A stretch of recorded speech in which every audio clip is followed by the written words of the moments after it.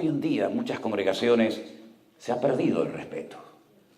La gente minutos antes de comenzar un culto están hablando ahí de fútbol, de béisbol, de películas. Luego entran a la iglesia, quieren que el Señor te abre, vienes sin prepararte, sin orar, una falta de reverencia tremenda. En nuestra iglesia, por ejemplo, yo le he dicho a los muchachos, no me vengan con pantaloncitos cortos y con, ¿cómo lo llaman aquí? Las zapatillitas esas de playa. Digo, oye, vamos a tener un mínimo de respeto, ¿no? Cuando van a la playa, vístanse para ir a la playa, pero cuando van a la iglesia, un mínimo de respeto, ¿no? E incluso les decimos a la gente que ve nuestros cultos en la casa, porque no tenemos una iglesia presencial en todas partes, les decimos, oye, cuando sea el día del culto, oiga, hágalo con temor y temblor, hágalo con reverencia, hágalo con respeto. Porque el Señor se merece lo mejor de nuestra parte, ¿sí o no, hermanos? Y tenemos que enseñarle eso a nuestros hijos, ¿verdad? A cederle el puesto a la persona mayor. ¿Saben que a las personas con canas hay que saludarlas poniéndose de pie? ¿Sabían eso? Bueno, si no lo sabían, ya lo saben. A las personas mayores y con canas, cuando se les saluda, uno se pone de pie, como respeto. Yo me acuerdo cuando yo era estudiante de esos colegios, que cuando entraba el maestro nos decían, de pie. Todos nos poníamos de pie, hasta que el maestro nos dijera, siéntate. Parecía que nos iba a hacer un juicio, ¿no? Como va a entrar el juez. Y cuando nos decían que nos sentáramos, tenemos que recuperar tantas cosas, hermanos. Tantas cosas. Una de las primeras palabras que aprendíamos cuando éramos niños, ¿cuál era? Gracias. ¿Sí o no? Gracias. Hoy en día le dice al niño, ¿cómo se dice? Y el niño dice, dame más, ¿no? Tremendo.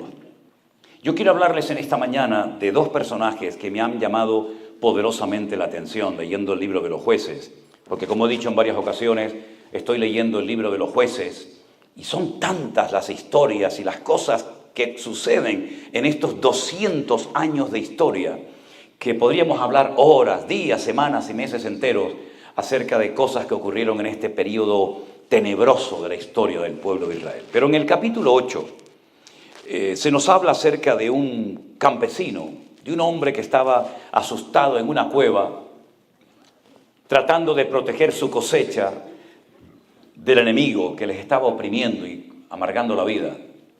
Y este hombre un día recibe un llamado de Dios, una visita de un ángel que le dice, tú vas a ser el instrumento que Dios va a utilizar en este tiempo para traer libertad y victoria y liberación a tu pueblo. Y él duda, él no se ve capaz de que el Señor lo pueda usar a él. Él dice además, ¿Dios? ¿Qué Dios? ¿Dónde están esas maravillas, esos milagros y señales y prodigios que nuestros padres nos contaron que Dios hizo? Mira cómo estamos hoy en día, amargados, frustrados, nos roban las cosechas, no levantamos cabeza.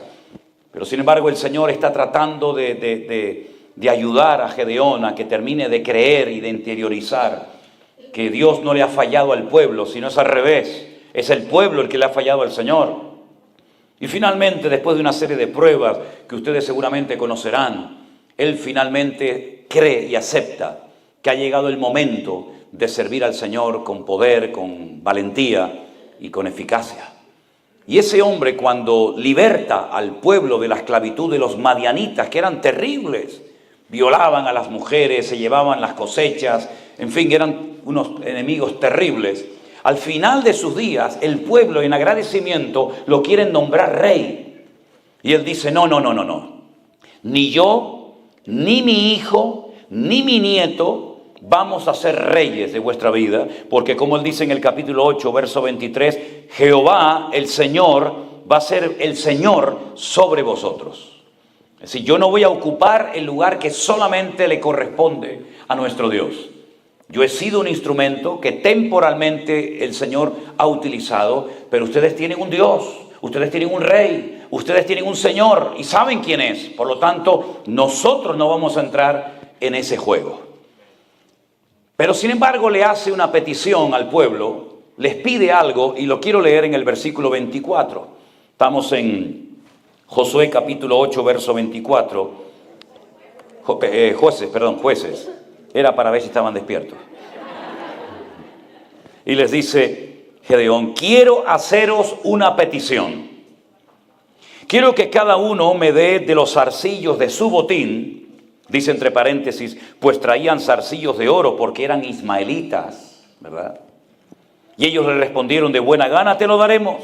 Y tendiendo un manto, echó allí cada uno los zarcillos de su botín.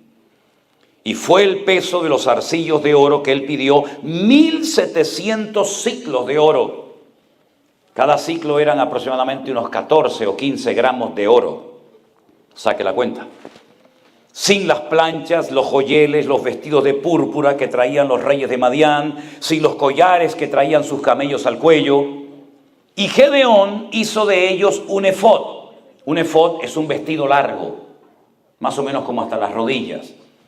Recuerden que el sumo sacerdote de Israel llevaba un efod por debajo de aquel pectoral de las 12 piedras, ¿no? Era un vestido más o menos así, cortito. Dice que con todos esos zarcillos, con todo ese oro que le dieron, hizo un efod, el cual hizo guardar en su ciudad de Ofra.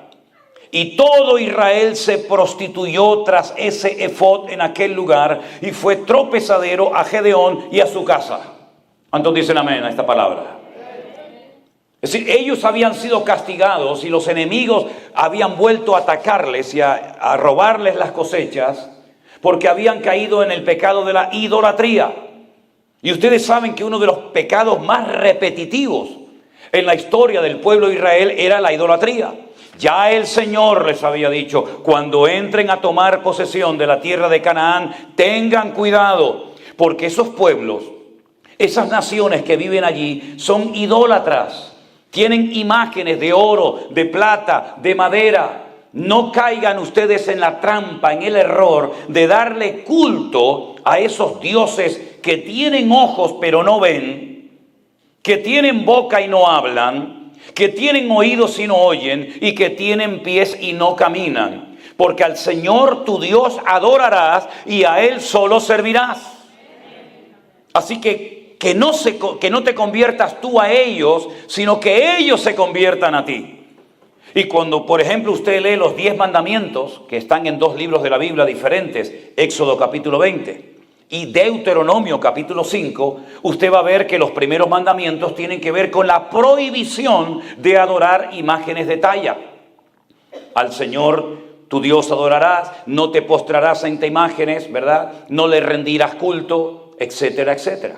Sin embargo, vemos que ellos no prestaron atención a estos mandamientos que el Señor les había dado, sino que al poco tiempo, viendo toda la idolatría de los filisteos, amorreos, cananeos, madianitas, moabitas, etcétera, etcétera, ellos adoptaron esos dioses como si fueran de ellos, cuando ellos sabían perfectamente que el Dios que los había sacado de Egipto y los había bendecido y cuidado durante su peregrinación de 40 años en el desierto, no era un Dios que se podía darle forma humana o animal, como en una ocasión hicieron, ¿se acuerdan? Cuando dice la Biblia que Moisés se ausentó un tiempo del pueblo, fue a la montaña, al monte Sinaí a orar. Y mientras estaba allí orando en plena comunión con el Señor durante más de 40 días, en ayuno y oración, la Biblia dice que no se les ocurre otra cosa más que hacer un becerro de oro. Y todos comenzaron a adorarlo y a danzar desnudos, ¿verdad? Como una fiesta pagana en medio del desierto. Es decir, el pueblo de Israel, los hijos de Dios, tenemos totalmente prohibido el darle culto a objetos inanimados. Y cada vez que el pueblo de Israel adoraba a uno de estos dioses, que tenía muchos nombres, Micol, Quemos, Milcón, Astaroc, Baal-Zebú, Baal-Berid y tantos, ¿verdad? Cada vez que caían en el error de caer en la idolatría, automáticamente venían serias consecuencias. O no llovía, o el enemigo venía y atacaba las poblaciones y se llevaba a las mujeres y a los niños secuestrados, o trabajaban y veían que no había fruto de su trabajo, o venían enfermedades físicas, mentales al pueblo, y un montón de consecuencias terribles. Y cuando Gedeón es llamado por Dios para libertar de la opresión al pueblo, resulta que habían caído en la idolatría. Pero cuando Gedeón logra vencer al enemigo, dice que durante 40 años, volvió la paz al pueblo. Pero esta idea de Gedeón de decir, bueno, yo no quiero que me nombren rey, no quiero que me hagan el amo y el señor de vuestras vidas, pero quiero que me recompensen, quiero que me lo agradezcan si quieren hacerlo. dándome los zarcillos de oro que le hemos quitado a los enemigos. Ellos dijeron, sí, perfecto, tú nos has ayudado, nosotros te vamos a ayudar y a bendecir también a ti. Dice que pusieron una especie de mantos, de manteles en el suelo, y la gente iba y daba esos anillos de oro. Con ese tesoro, él hizo un efod, un vestido. Y al final, tanto él como el pueblo terminaron adorando y dándole culto a un vestido de oro. No aprendieron nada. No hay nada peor que tener poca memoria para recordar los pecados que cometimos, para no volver a cometerlos, ahora ya no por ignorancia, sino a sabiendas y con toda intencionalidad. Hermanos queridos, cuando hemos hecho algo malo en la vida y nos arrepentimos y reconocemos que no agradamos a Dios con aquella actuación, con aquella costumbre, con aquella tradición, etcétera, es para que nunca más volvamos a cometer el mismo error y pecado. Cuando el Señor Jesucristo perdonó a aquella mujer que, según los judíos, había sido sorprendida en el mismo acto de adulterio, cuando Él la perdona, Él le dice, vete y no peques más. No vuelvas otra vez a lo mismo, porque yo te he limpiado, yo te he perdonado y te estoy dando otra oportunidad. Pero no vuelvas otra vez a enredarte, como dice la Biblia, el perro que vuelva al vómito, sino mantente firme en victoria, porque ya has aprendido la lección.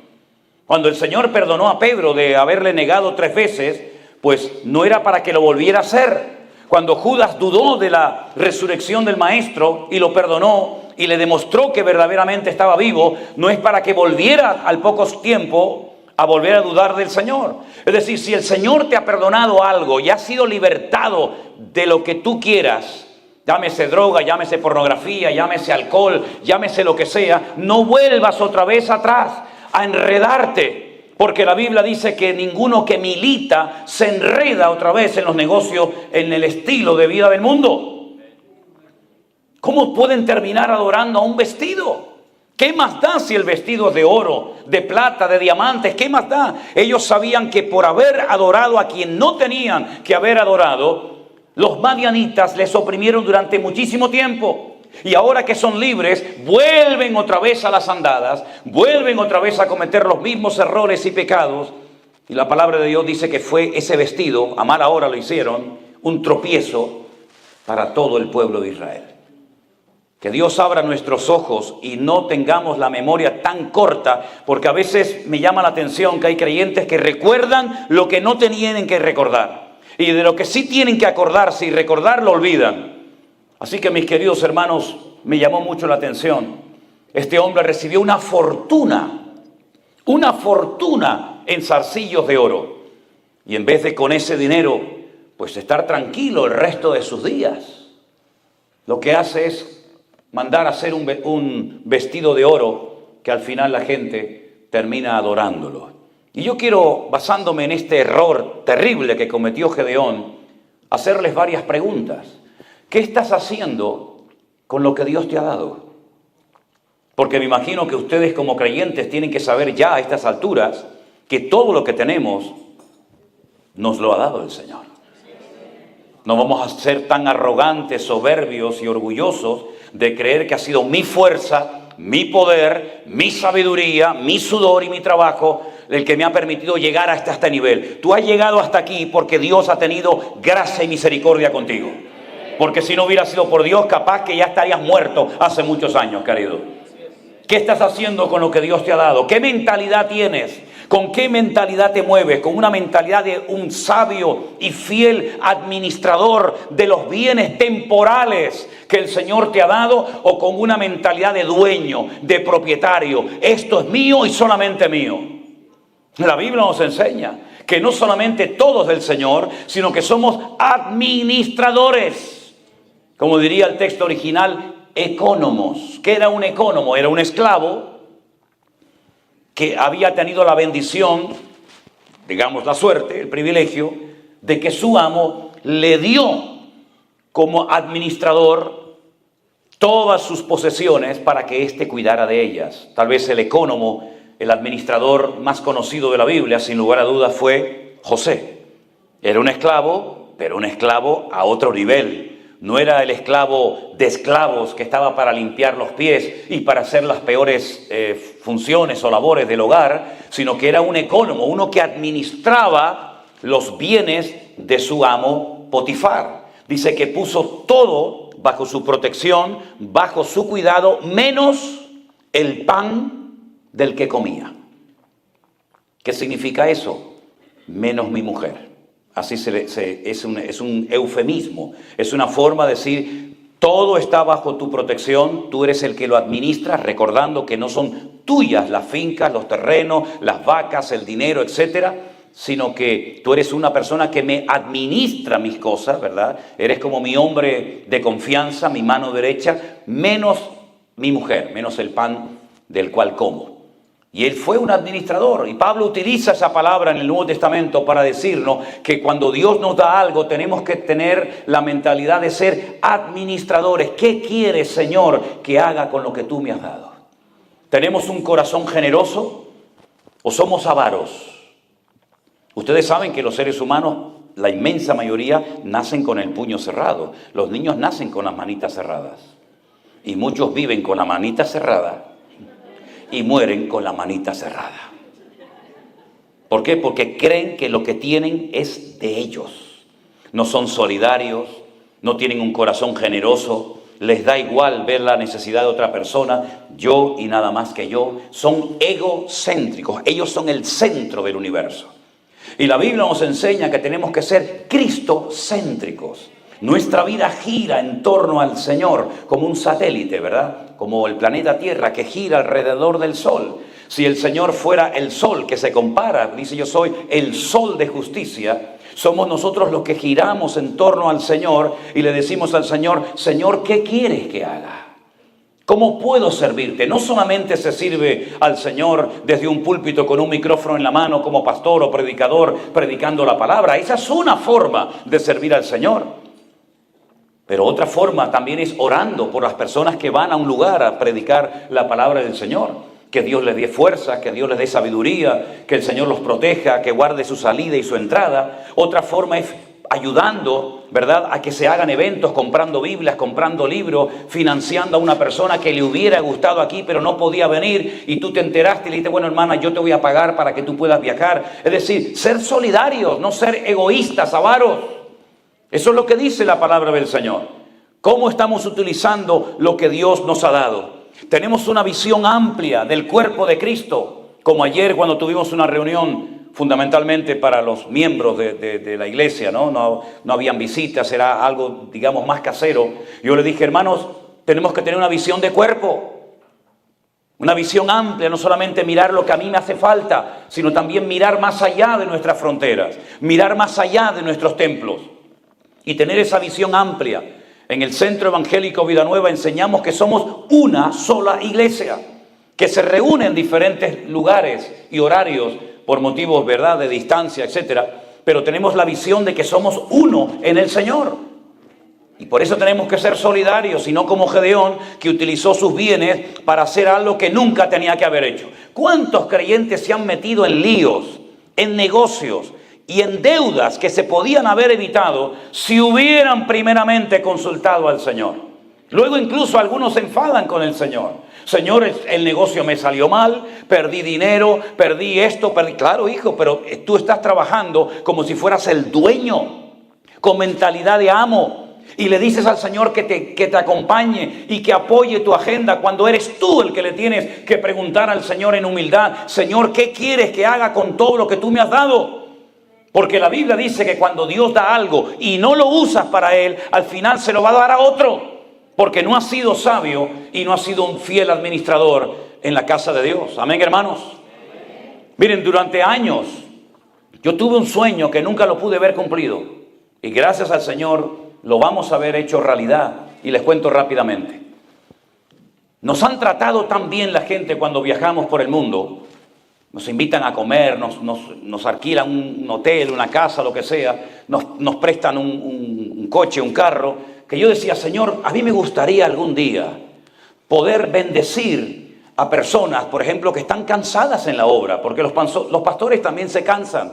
Incluso algunos se cansan de tal manera que abandonan el ministerio y se van a dedicarse a otra cosa. Qué lindo sería, Señor, si pudiéramos tener un lugar donde las familias con sus hijos, los pastores o no pastores, pudieran ir a descansar. Qué hermoso poder tener un lugar para hacer retiros, campamentos, convenciones, vigilias de oración, seminarios bíblicos. Un lugar amplio, grande, donde la gente pueda ir a descansar, a pasarlo bien, de vacaciones. Y orábamos en esta línea. Yo le decía, Señor, danos ese lugar, Padre. Resulta que un día en internet navegando, viendo diferentes propiedades, vi una finca, un terreno enorme, enorme. Nosotros hablamos en metros, no hablamos en acres ni nada de esto. Tiene más de 27.000 metros cuadrados, hay varias construcciones dentro, tiene unos terrenos inmensos, hay cantidad de árboles de naranjas y de limones. Y entonces nos pusimos en contacto con esta señora. Es una señora, la propietaria de esto. Era una finca que antiguamente la explotaban para el tema de la agricultura, pero ya la señora está muy mayor y no quiere seguir en esto. Y llegamos a un acuerdo con ella y nos hizo una rebaja bastante grande. Y hemos dado ya una señal para poder hacernos con esta propiedad. Y entonces les quiero compartir esto. ¿Por qué? Porque en esa propiedad, cuando el Señor no nos permita adquirirla, Dios mediante para el mes de mayo, tal vez junio, vamos a tener que comprar un montón de toallas y sábanas y mantas y colchones y tenedores y cuchillos y montones de cosas para que cuando la gente venga, cuando los jóvenes vengan, las familias vayan allí a hacer alguna actividad de vacaciones, pues puedan tener un lugar, ¿verdad? Y que tenga usted su toalla, su manta, su colchón, su almohada o todo lo que sea. Ahí hay una oportunidad para apoyar este evento, este proyecto. También una de las cosas que necesitaremos son personas que quieran venir a ayudar, a limpiar, a pintar, a cortar árboles, a poner todo aquello decente. Ya tenemos una pequeña lista de hombres y de mujeres que me dicen, hermanos, nosotros vamos, ayudamos a pintar, a arreglar. Es decir, cuando alguien está aburrido en las cosas del Señor, es porque a lo mejor no le han abierto los ojos y le han indicado que la obra del Señor necesita de obreros, de hombres y mujeres que sin protagonismo, sin esperar nada a cambio, están dispuestos a invertir de su tiempo, de sus recursos, de sus bienes materiales para bendecir la obra del Señor. Se preguntarán algunos, porque yo ya llevo mucho tiempo en esto y ya soy muy mayor. Y sé que a veces la gente dirá, ¿y esa propiedad va a estar a nombre de usted, Pastor Manuel Sierra? No, señor. No, porque no es mi propiedad. Esa propiedad va a estar a nombre del Centro Evangélico Vida Nueva. Porque Manolo Sierra, cuando se muera, se murió, pero la obra del Señor sigue adelante. Así que no es mía, es de la obra del Señor y de usted también, mi hermano. Esa propiedad será de los hermanos de Las Vegas. Y será de los hermanos de Alicante, y será de los hermanos de Madrid, y será de los hermanos de San Francisco. Es una propiedad que es para la obra del Señor. Y si usted el día de mañana quiere ir a verla, pues nos llama, se pone en contacto con nosotros y le diremos, pues mire, estas fechas están libres para que usted pueda venir a trabajar, a limpiar, a lo que sea. Pero esa es la mentalidad que queremos tener. Todos los recursos que Dios ponga en nuestras manos son para invertirlos sabiamente en lo que merece la pena, en la obra del Señor. Y no estoy aquí pidiendo dinero, Yo no me dedico a esto, ni creo que nunca lo haga, Dios me libre. Pero si alguien busca la oportunidad de decir, oye, ¿qué hago? Bueno, si quiere, yo le oriento y yo le ayudo, ¿verdad? Ahora, si no quiere, no pasa nada. Si no entra por un lado, entrará por otro. Ya el Señor nos tiene acostumbrados que cuando entramos en nuestras habitaciones y nos ponemos de rodillas y oramos al Señor, el Señor manda a los cuervos con carne y con pan en los picos y nos trae la comida que a lo mejor el otro no quería traernos. Por cierto, anoche cuando me fui, le dije, póngame algo de comida, porque yo no sé, antes de predicar, y además estoy muy mal del estómago últimamente, póngame, y me pusieron 500 pastelitos de dulce, ¿no? Gracias, pero está bien. Cuando se muere, o antes de morirse Gedeón, fíjense a lo que se dedicó. Déjenme que les lea el texto bíblico. Así fue subyugado Madián delante de los hijos de Israel. Nunca más volvió a levantar cabeza. Al enemigo tienes que cortarle la cabeza, espiritualmente hablando me refiero. No lo dejes medio vivo. No es como aquel que me dijo, yo quiero dejar de fumar. Bueno, gloria a Dios, está bien, hermano. Pero por si acaso tengo en la mesita de noche un paquete, por si me entran ganas, digo, entonces no le estás cortando la cabeza, hermano. Lo está dejando medio vivo. Si David solamente hirió al gigante Goliat y no termina con él, a la semana Goliat se levanta y está otra vez creando líos y problemas en el pueblo de Israel. Así que no dejes la droga medio viva, media muerta, el alcohol o lo que sea, sino acaba 100%. La batalla fue hasta que se obtuvo una victoria completa. El pueblo reposó 40 años y entonces Gedeón en el versículo 30 dice que tuvo 70 hijos. Tenía mucho tiempo libre el hombre, ¿no? No había televisión, no había internet. ¿Qué vamos a hacer? 70 hijos que constituyeron su descendencia y tuvo muchas mujeres el hombre. 70 hijos, muchas mujeres. Pero además de las muchas mujeres que tenía, también tuvo una concubina. Perdonen la expresión si se ofenden. Discúlpenme, yo hablo castellano, hablo español de España y así hablamos allá. Una querida. ¿Se entendió? ¿Se ofendió? No, entonces sigo adelante. Tuvo una querida, que la Biblia llama concubina, pero era, usted sabe lo que era. Aparte de las que ya tenía, no estaba contento con las que tenía, quería más. Y estaba esa concubina en Siquén. Siquén hoy en día se llama Nablus, es un sitio muy peligroso de Israel. Allí nunca se entra para nada. Siquén era la capital de Samaria. Allí está el pozo, todavía está el pozo de la Samaritana donde Jesús se sentó a hablar con ella. Allí está enterrado José, pero lamentablemente es un lugar muy peligroso que nunca vamos. Allí en Siquén vivía esta señora y quedó embarazada y le pusieron al niño que nació de Gedeón y de la concubina un nombre precioso, Abimelech. Abí significa mi padre, Melech en hebreo significa Dios, rey. Mi padre es rey. Él había dicho que no quería que lo nombraran rey. Pero al niño le ponen, mi papá, mi padre, es rey. Este muchacho fue una persona terrible en la historia del pueblo de Israel en aquel tiempo. Tenía un nombre muy bonito, pero su personalidad era terrible. No hizo honor al nombre tan hermoso que tenía. Este muchacho llamado Abimelech, ahora vamos a ver lo que hizo, pero dice que Gedeón por fin murió, en buena vejez, fue sepultado. Pero aconteció, verso 33, que cuando murió Gedeón, los hijos de Israel volvieron a prostituirse yendo tras los Baales y escogieron a Baal Berit. La palabra Baal en hebreo significa Señor, pero no el Señor del cielo. Señor del cielo sería Adonai. Las esposas llamaban a sus hijos, a sus maridos Señor, y la palabra es Baal. Si quieres decir mi Señor, tienes que decir Baalí. Así que Baal era llamado este Dios, pero era el Señor Berit. La palabra Berit significa pacto. Vamos a adorar al Señor, al Dios del pacto. ¿Cómo que vamos a adorar al Dios del pacto si nosotros tenemos un pacto hecho con nuestro Dios, el creador del cielo y de la tierra? Pero ahora ustedes le van a dar culto a una estatua, a una imagen que le han llamado, terrible, el Señor del pacto. Luego ustedes van a pactar con una imagen, ustedes van a venderse y a prostituirse, como dice el texto que hemos leído, a una imagen. Es terrible. Ustedes en vez de adorar a Dios están adorando a creaciones hechas por las manos del hombre, porque eso es la idolatría.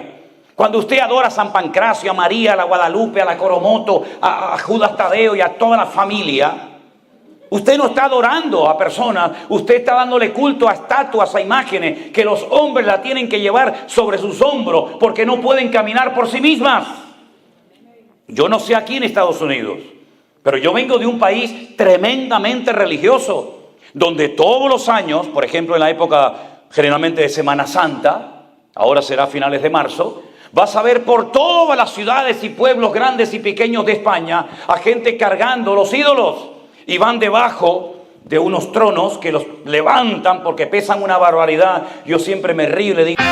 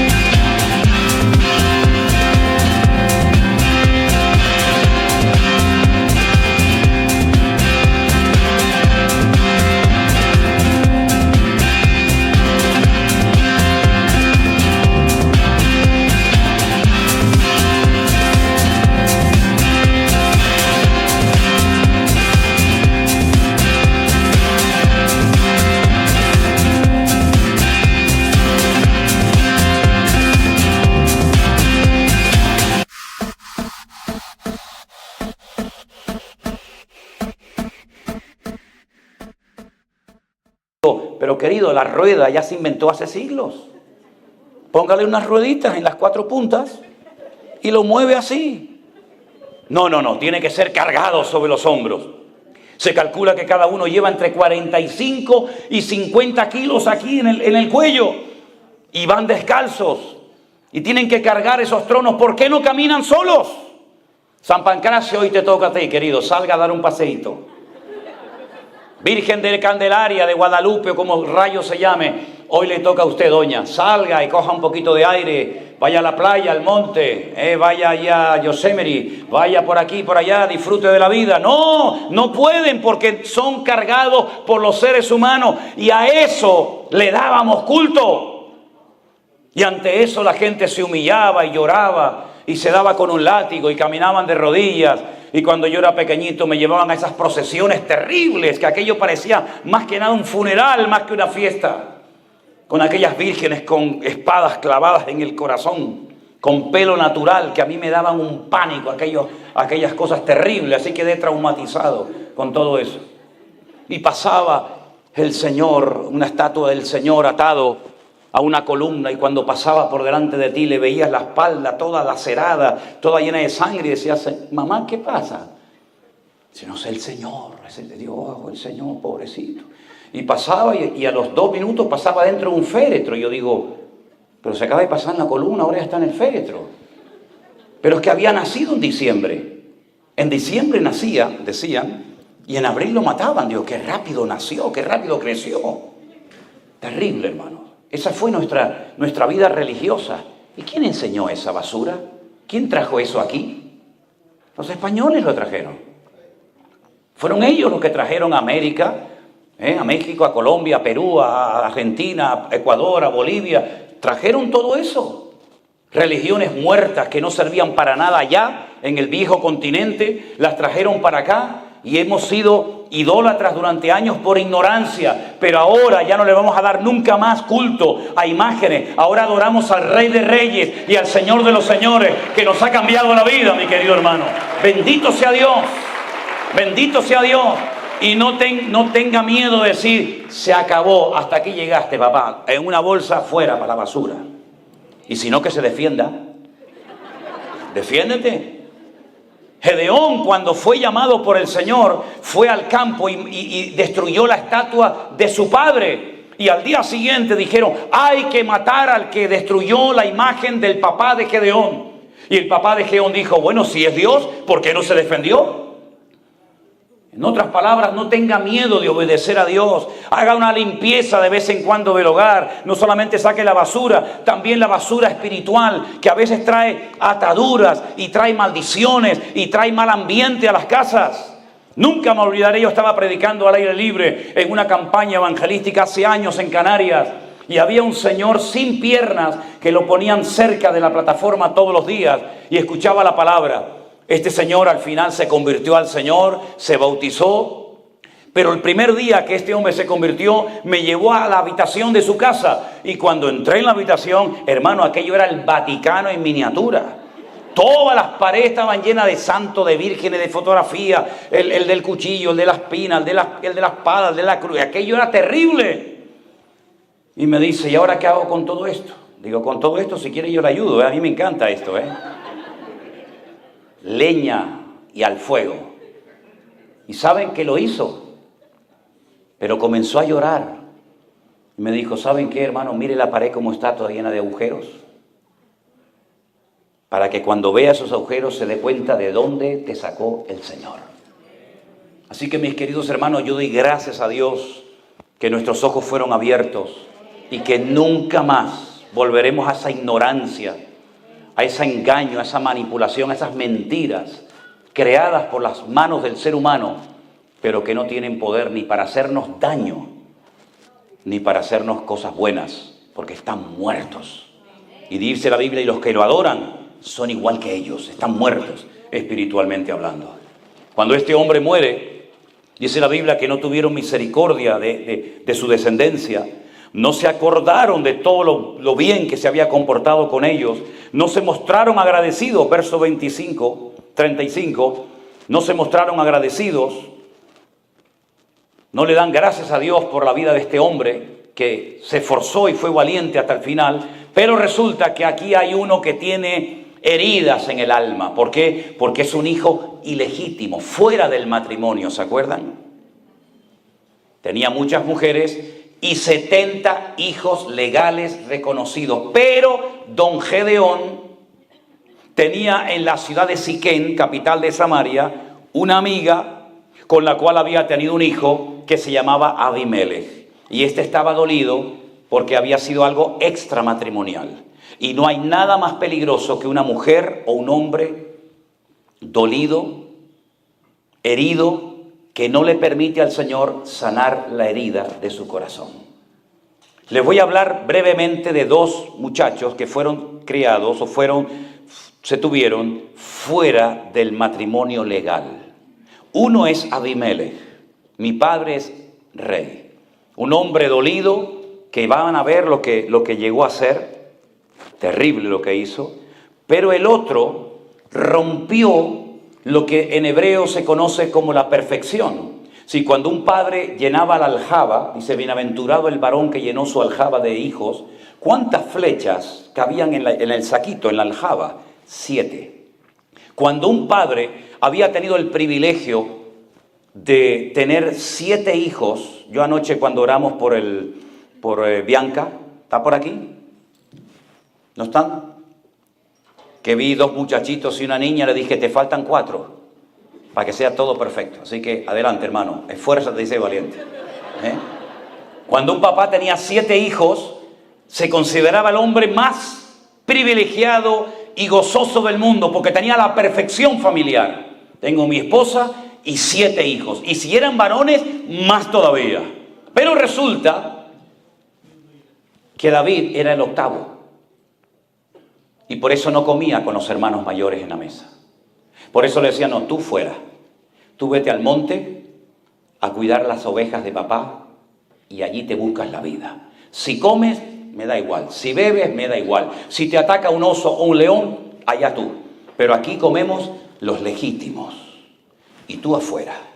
Hasta el punto era el menosprecio al que había roto el patrón del 7 de la perfección, que cuando el profeta, el varón de Dios, el hombre más importante e influyente en Israel, va a la casa de su padre Isaí, porque dice que el Señor lo había mandado para ungir al siguiente rey de Israel. Conocen la historia, ¿verdad? Dice la Biblia que Samuel va a ungir al primogénito. ¿Por qué? Porque la palabra primogénito en hebreo es Bejor. Y Bejor viene de Berajá, que es bendito o bendición. Es decir, el primogénito es el que hay que bendecir. Y el Señor le dice, no lo hagas, no lo unjas, porque tú miras la apariencia exterior, pero Dios mira el corazón. Bueno, entonces será el siguiente, ¿no? Dios rompió el patrón muchas veces. El mayor servirá al menor, como en Jacob y Esaú, etc. Entonces cuando va a ungir, a derramarle el aceite sobre la cabeza, el Señor le dice, ese tampoco es. Y va uno detrás de otro hasta que al final Él dice, Dios no me está guiando, no me muestra, no me da paz. ¿Tú tienes por casualidad otro hijo? ¿Cómo es posible que viniendo el profeta a la casa no habían llamado a David? Como si el profeta fuera todos los días a una casa. Era un honor, hermanos. Era un privilegio que el varón de Dios, en este caso Samuel, fuera a la casa de una persona sencilla y humilde, en un pueblecito chiquitito como era Belén o Betlehem, en la casa del pan, a visitar a un tal Isaí. Era un honor, hermanos. ¿Cómo no llamaron a David? Porque David no cuenta en esto. Aquí no cuenta David para nada. Pero lo vil y lo menospreciado, dice la Escritura, es lo que Dios toma y usa para avergonzar a los que se creen sabios en este mundo. Y dice Samuel, no nos vamos a sentar a la mesa, ni aquí va a comer nadie hasta que llamemos a David. Y entonces ahí ya lo llamaron. Cuando les apretaba el hambre, dijeron, vamos a llamarlo. ¿Cuánto tardó David en venir? Bueno, no había teléfono, no se le mandó un WhatsApp, no se le mandó un mensaje. Tuvieron que ir a buscarlo, tuvieron que traerlo, probablemente tardó horas en venir. La cuestión está en que el más pequeño, el que rompió el patrón, la perfección del 7, cuando entra, el Señor le dice, ese es, estás delante de mi ungido, levántalo porque es un hombre cerca de mi corazón y fiel y hará todo lo que yo le mande. Fíjense los dos extramatrimoniales, David y Abimelech. David se dejó tratar por el Señor. Era el octavo, no se contaba con él. Sus hermanos lo menospreciaron. Su padre ni lo llamó a la comida, pero se dejó tratar por el Señor. Y no fue un hombre dolido, no fue un hombre amargado, no fue un hombre, digamos, con ese dolor, esa espina clavada en el corazón, sino que llegó a transformarse de tal manera que el Señor dijo, el hombre más cerca de mi corazón es este muchacho.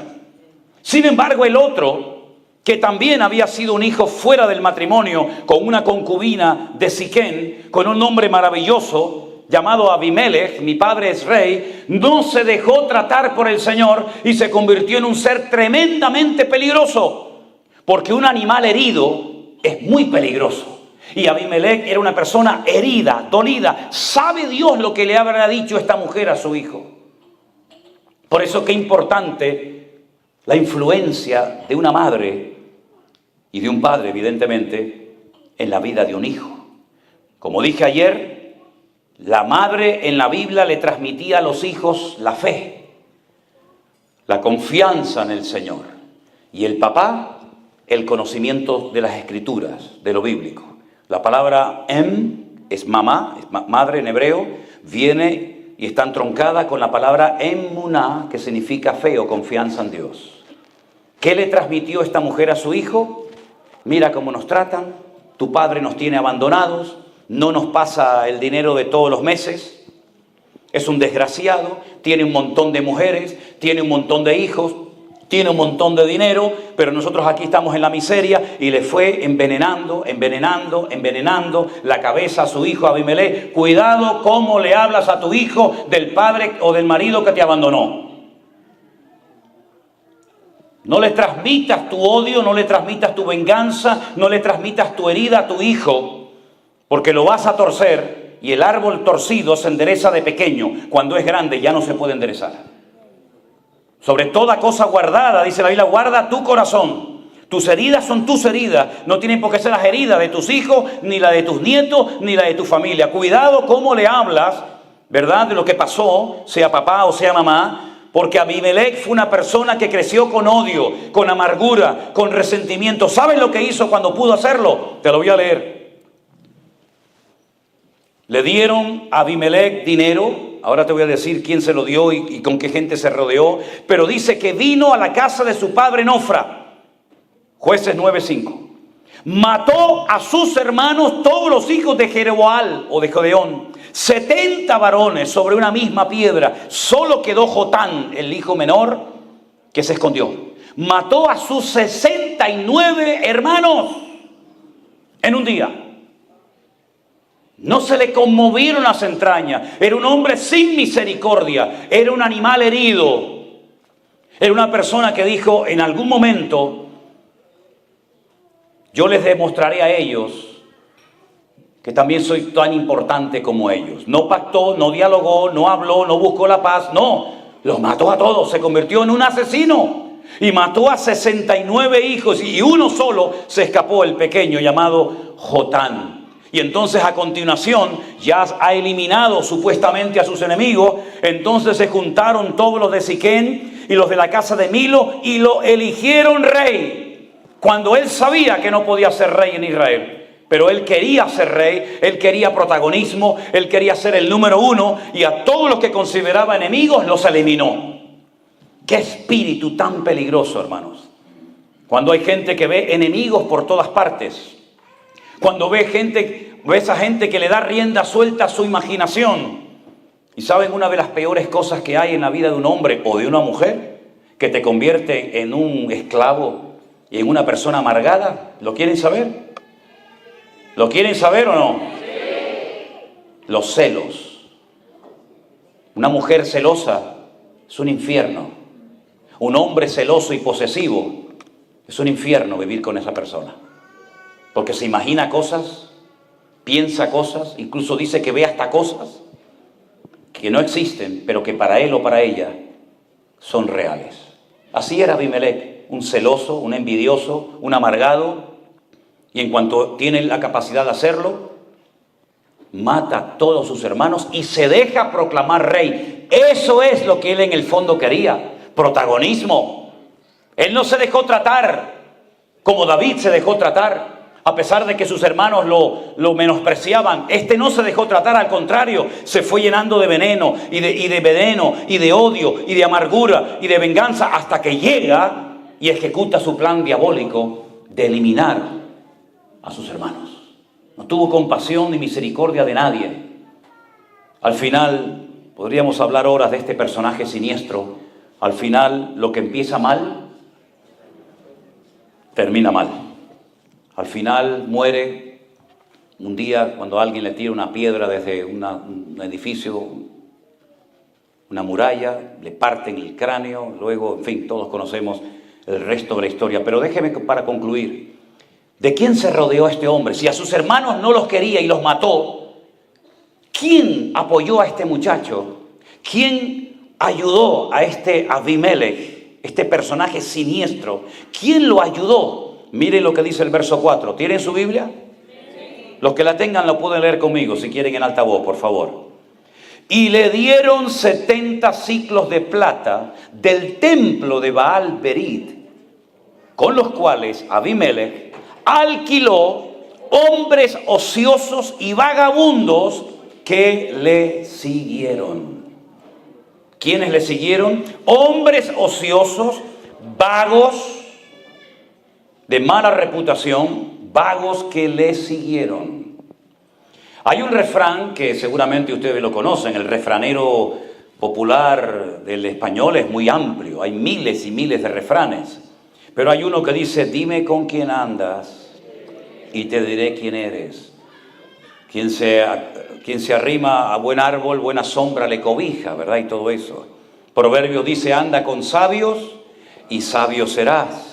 Este se rodeó de lo peor, de la peor calaña, vagos, ociosos, personas que no querían hacer nada, pero los compró con dinero, los alquiló, dice la Biblia, y entonces le apoyaban. ¿Sabes? Tú tienes que orar al Señor para rodearte de gente que te amen tanto, que sean capaces de decirte cuando hagas algo mal, que te lo digan. Si solamente te rodeas de personas que te van a favorecer y te van a decir lo que tú en el fondo quieres oír, tienes un gran problema. ¿Qué es lo que hacen la mayoría de los políticos? Compran a los que les rodean, los alquilan como hizo Abimelech,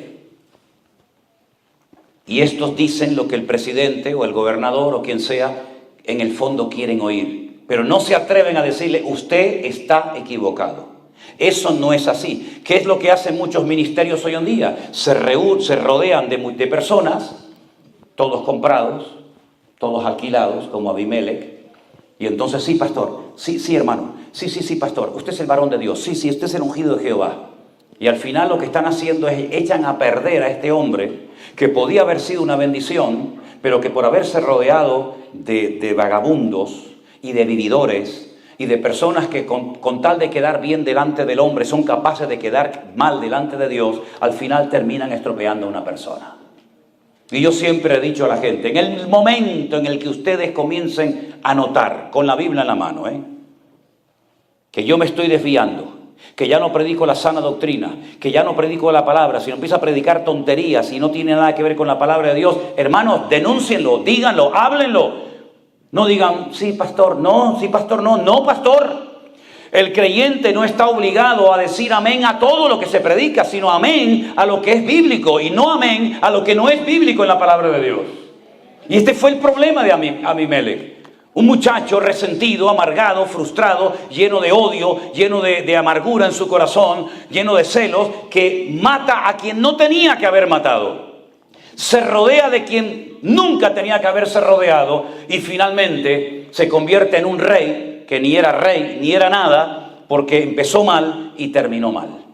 Que Dios guarde nuestras vidas, mis queridos hermanos, de cometer los mismos errores. Porque si usted ha notado, en la Biblia no se ocultan los errores ni los pecados de los hombres de Dios. No solamente encontramos lo bonito que hizo David, también lo feo, Y no solamente vemos los milagros y las maravillas que hizo Gedeón, sino también los errores que cometió. Y la pregunta es, ¿por qué la Biblia no ocultó lo malo? ¿Por qué no se contó? ¿Por qué no se relató solamente lo bueno? Bueno, primeramente para que no tengamos un concepto distorsionado de esos personajes de la Biblia. Porque Santiago en su epístola, casi al final del Nuevo Testamento, dice que Elías, fíjense de quién estamos hablando, Elías, dice, era un hombre sujeto a pasiones semejantes a las nuestras. Es decir, era un hombre exactamente igual que nosotros, pero cuando oraba, cuando ministraba, cuando el Señor lo usaba, era una bendición tremenda. Pero era exactamente igual que nosotros. Hermanos, si en vez de haber sido la época de Gedeón, de David, de Pedro, de Sansón, hubiéramos vivido nosotros, ¿qué nos hubiera pasado a nosotros? A lo mejor nos hubiera hablado de los pecados de Gedeón, o de los pecados de David, o de los pecados de Salomón. Tal vez se hubieran hablado de nuestros pecados, ¿no les parece? Así que ninguno de nosotros estamos exentos de cometer los mismos errores, los mismos tropiezos y los mismos pecados que ellos cometieron. Con estos dos personajes, Gedeón y con Abimelech, creo que tenemos material e información más que suficiente para saber cómo tenemos que vivir decentemente y con orden. ¿No les parece, hermanos? Ok. Voy a cortar porque tienen una cara de hambre. Ya se oye alguna tripa sonando. Y como yo le decía a mis hermanos en Argentina cuando vivimos allí un tiempo, ustedes son muy espirituales en la iglesia, pero siempre terminan todos en la carne. Siempre tenían los grandes asados de carne y tal, ¿no? Así que vamos a darle gracias al Señor por esta palabra, que espero que no haya sido una palabra más en tu vida, sino que sea una palabra que te ha abierto los ojos y el corazón para que usted sepa en todo momento que lo mismo que le pasó a Abimelech o a Gedeón o a cualquier otro personaje de la Biblia, también nos puede pasar a nosotros si nos desviamos del Señor y bajamos la guardia y nos creemos intocables. Somos tan vulnerables como cualquiera. Solamente la gracia y la misericordia de Dios nos permite estar en pie. Amén, hermanos. Cierre sus ojos, oramos a nuestro buen Dios. Padre Celestial, te damos muchas gracias en esta mañana por tu hermosa y poderosa palabra. Pido, Señor, que tú nos guardes incluso de esas cosas que ignoramos, de esas trampas, de esas maquinaciones diabólicas que a veces se entretejen, pero que tú las conoces perfectamente, Señor. Yo te ruego, Señor, en el nombre poderoso de nuestro Señor Jesucristo, que tú guardes nuestros corazones, nuestras vidas, nuestras familias, para que nunca nos suceda aquellas cosas terribles que le ocurrieron a estos varones de Dios, por haberse confiado demasiado en sí mismos, por haber bajado la guardia, por haberse creído que ya llegaron a un nivel en el que no necesitaban de Dios ni de nadie. Ayúdanos, Señor, a obedecerte y agradarte en todo lo que hagamos cada día. Toca abajo, hermano, toca abajo, toca abajo. Si hay en esta mañana personas entre nosotros que han reconocido cuando han escuchado esta palabra que estás jugando con fuego, eres creyente pero a veces se te van los ojos, eres creyente pero tu corazón no está 100% alineado con el de Dios. Dios te está llamando en esta mañana a acercarte a su presencia. Joven, no juegues con el pecado porque el pecado te va a destrozar. Hermanos queridos, lo que usted no domina, lo que usted no controla, le termina controlando y dominando a usted. No diga esa frase, no, cuando yo quiero lo dejo. No crean eso, hermano.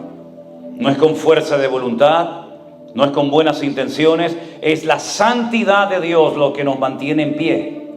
Y en el momento en el que nuestra vida ya no es santa, tú eres exactamente igual de vulnerable que lo fue Sansón, David y otros personajes de la Biblia. Así que tómense bien en serio su comunión, su relación con el Señor. No dejes que nada ni nadie se interponga en tu relación con el Señor. Porque sería una tragedia y una lástima muy grande haberte visto servir al Señor, haber adorado al Señor y al final terminar tus días sin la gloria, sin la presencia, sin la bendición de Dios. Abimelech tuvo sus días de gloria, creía que ya lo había alcanzado todo y sus días terminaron muy, pero que muy mal, hermanos. Porque no tenía en su vida el favor y el respaldo de Dios. Busca siempre que lo que hagas y lo que digas cuente con el aval, con el favor de Dios. Porque de lo contrario, lo que sirves, en lo que quieres servir, como dice la Escritura, será heno, madera y hojarasca, que el fuego de la prueba vendrá y lo destruirá todo completamente. Tenemos que edificar nuestras vidas sobre la roca que es Cristo Jesús, porque nadie puede poner otro fundamento que el que está puesto, el cual es Jesucristo. Que tus obras, tus alabanzas, tu ministerio, tus canciones, tu vida sea piedras preciosas para Dios, sea fuego, sean cosas que permanecen a pesar del fuego de la prueba y puedas mantenerte en pie en el nombre del Señor. Estamos viviendo tiempos difíciles, tiempos peligrosos y vamos a ser sacudidos en muchas maneras. No quiten su mirada del Señor. Confía en Él y Él hará. Gracias, Padre, por tu misericordia. Gracias, Señor, por tu paciencia. Bendice a todos y a cada uno de mis hermanos en esta mañana. Y si usted en esta mañana está al lado de su hijo, de su hija, su esposa, su marido, algún familiar, oren juntos en este momento al Señor. No hay prisa, si no comemos no pasa nada. La comida es secundario. Tome la mano, póngale la mano por encima a su hijo, a su esposa, a su marido y oren juntos al Señor para que no caigan, para que no tropiecen, sino puedan mantenerse firmes juntos, unidos al Cristo y a su palabra, y que nada ni nadie perturbe la paz del hogar. Saque de su vida, saque de su corazón, expulse de su casa todo aquello que es una mala influencia. Abraham tuvo que echar a Agar y a su hijo Ismael para que viniera la paz del hogar. Si Dios le está poniendo en su corazón que hoy tiene que salir algo de su casa, algo que no es bíblico, algo que no agrada a los ojos de Dios, algo que desagrada el corazón del Señor, sáquelo en el nombre de Jesús. Sea valiente, sea atrevido, y el Señor le recompensará y le bendecirá ampliamente. Pero repito, no deje que nada ni nadie perturbe la paz de su hogar, porque si no hay paz en el hogar, su casa se convertirá en un infierno. Nada más lejos de lo que Dios quiere para nosotros. Guarda las familias aquí representadas, Padre mío. Guarda a nuestros hijos, nuestros nietos, los maridos, las esposas. Oh Señor, esos hijos descarriados, que vuelvan a tu redil, que vuelvan a tu palabra, que vuelvan a tu corazón. Y ayúdanos, Señor, a mantenernos firmes en santidad, como luz del mundo, como sal de la tierra, Señor Jesús. Gracias te damos por este día donde tú nos estás hablando y tratando, Señor. En el nombre de tu amado Hijo Jesús. Amén y amén. Gloria a Dios. Fuerte ese aplauso al Señor y a su palabra. A Él la gloria. Amén.